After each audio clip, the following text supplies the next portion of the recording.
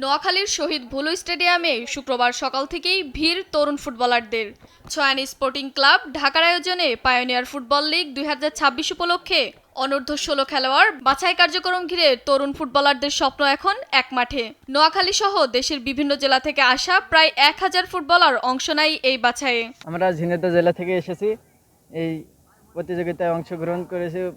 আমরা ইনশাল্লাহ উত্তীর্ণ হব। জাতীয় পর্যায়ে যে ক্লাবগুলো আছে সেগুলোর বাছাই পর্ব হয় ঢাকার বিভিন্ন স্টেডিয়ামে। আমরা এবার দেখেছি এটি নোয়াখালীতে হচ্ছে।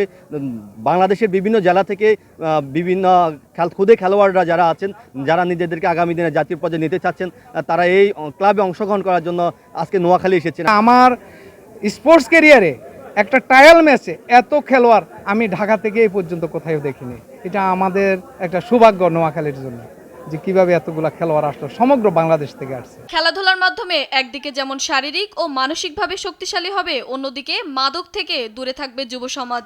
সারা দেশ থেকে পায়োনিয়ার ফুটবল লিগের অনূর্ধ্ব-16 যে আয়োজন করেছে, সারা দেশ থেকে লোক এসেছে। এর ধারাবাহিকতা টিকে থাকলে কিশোরগঞ্জ থাকবে না এবং মাদক থাকবে না। সারা দেশ থেকে এখানে খেলোয়াড় এসেছে, ফুটবল খেলোয়াড় এসেছে। তারা এখানে তাদের মধ্যে প্রতিযোগিতা হবে, সেই প্রতিযোগিতা থেকে তারা বাছাই করে আমার মনে হয় অনূর্ধ্ব-16 প্রতিযোগিতার টিম তৈরি করা হবে। এবং আজকে মূর্তিটি যতটুকু আনন্দের, আমার মনে হয় পরবর্তী মুহূর্তগুলো আরও আনন্দের হবে।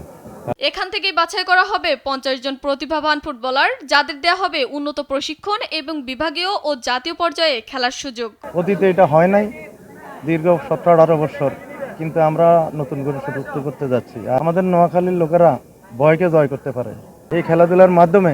তারা প্রথমে ডিস্ট্রিক্টে, পরে বিভাগে, পরে রাজধানীতে, এরপরে জাতীয় দলে গিয়ে সারা বাংলাদেশকে পরিচিত করবে। এমন উদ্যোগই বদলে দিতে পারে দেশের ফুটবলের ভবিষ্যৎ, যেখানে সুযোগ পাবে প্রত্যন্ত অঞ্চলের প্রতিভাবান তরুণ ফুটবলাররা।